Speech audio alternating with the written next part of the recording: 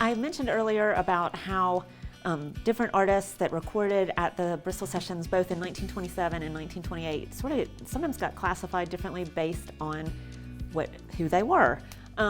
Most of the artists were white at both of those sessions, but each of those sessions had a black act that played different music. So in 1927 that was L. Watson, and in 1928 that was Tarter and Gay. And on this panel in the museum about genre, we have sort of that example. Like Henry Witter in 1927 played two fairly like a bluesy harmonica solo piece, and his harmonica solo piece was totally classified as a hillbilly record. But then Tarter and Gay played some songs, and L. Watson played some songs, and both of them, even though there were some similarities between some of what Henry Witter and a couple of other artists were doing and what they were doing, were classified as race records.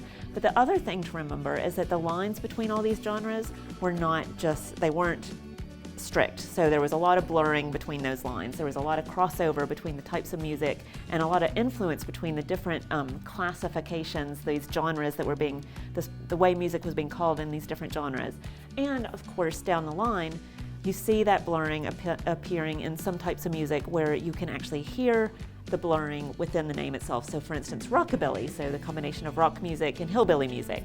And so it just goes to show that despite the fact that these record producers were talking about very specific types of music and trying to sort of market them and viewing them as very specific audiences, is that as with today and as with me and with you like the music that you like, you buy across those genres, the genres influence each other, and all of the music is sort of coming together to create new and wonderful sounds.